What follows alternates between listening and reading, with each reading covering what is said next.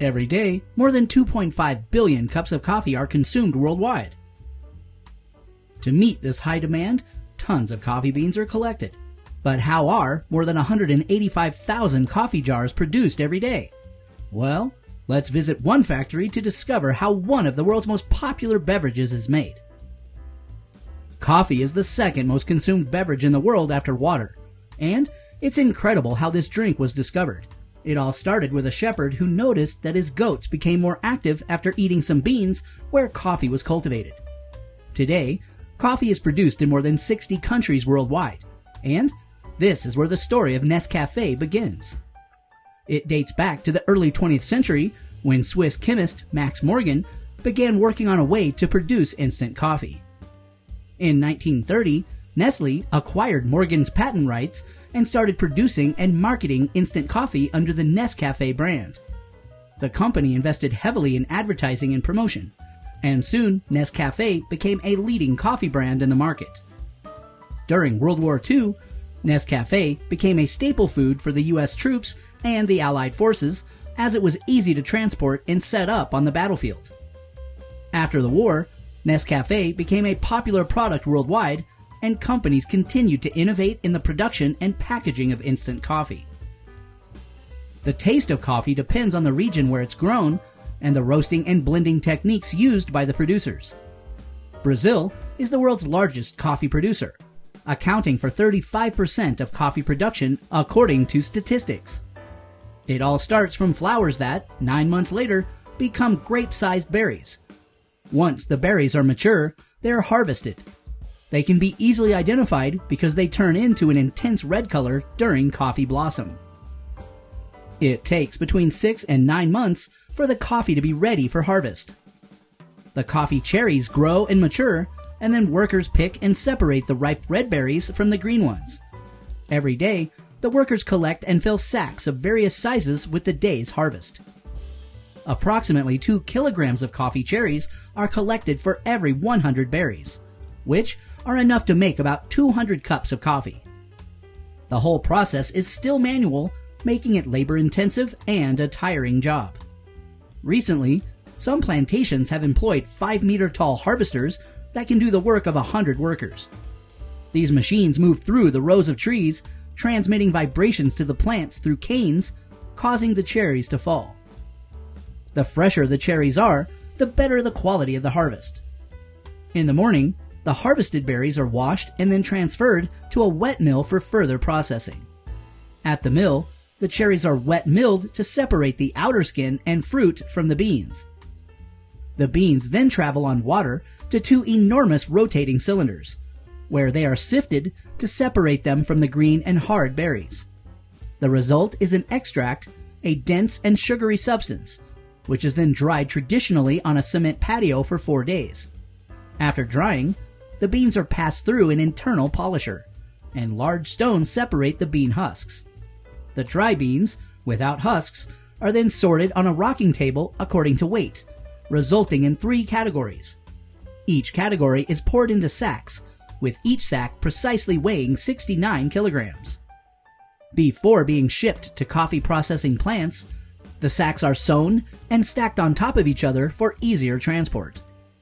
But how do they become coffee in a cup? Every year, 35 million tons of freshly harvested fruit and plants become soluble coffee.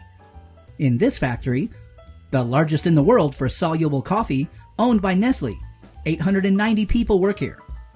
Every day, 175,000 coffee jars are produced, starting with the delivery of coffee beans.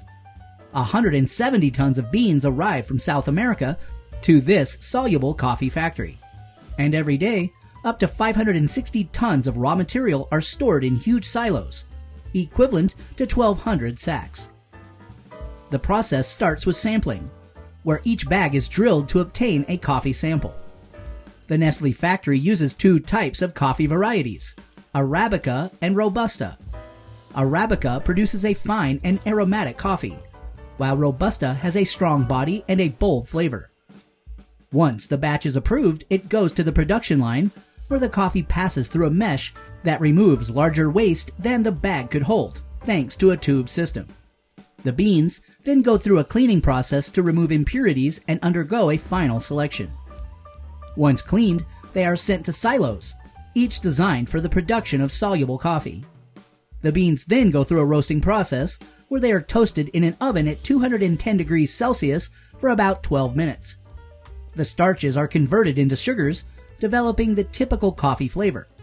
Longer roasting burns off more caffeine, so it's essential to ensure even roasting without burning the beans. After roasting, the beans fall into an industrial mill where they are ground into coarse powder. The roasted and ground coffee beans are transported to a section of the plant, where they are mixed with hot water in a process called extraction. Coming into contact with the hot water, the coffee flavors, aromas, and properties are released. The coffee is then heated until it condenses into an extract, which spreads onto a conveyor belt, moving to the next station, the refrigeration cell. Every hour, 30,000 liters of coffee flow through the heated tubes at a temperature of 70 degrees Celsius.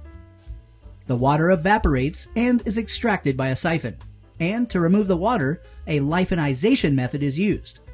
The coffee is frozen to approximately minus 50 degrees Celsius, forming a thin surface of ice. The coffee is then broken into small pieces. To prevent contamination, employees must wear thermal suits as they work at temperatures well below 100 degrees Celsius. The coffee moves along the conveyor belt, receiving a blast of cold air for just 2 minutes, which creates an 8mm thick solid sheet of frozen coffee.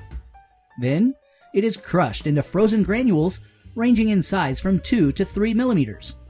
The granules come out of the freezer in shallow trays, with each containing 15 kilograms of product, enough for 75 jars. The next step is a massive chamber where all the air has been sucked out before reaching the drying chamber. The dryer heats up and melts the ice from the small pieces of coffee. Once the water is removed, the final coffee grounds are ready. With the help of a filling machine, hundreds of glass jars are prepared and placed on conveyor belts, filled in less than a second.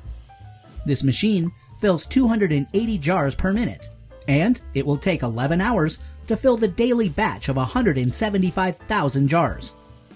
The vacuum packing preserves the quality of the coffee intact for 24 months. Then finally, informational labels are placed on the jars about the factory where the jars were produced. Like the video if you enjoyed it and shared it with your friends. Now, who's ready for a good cup of coffee?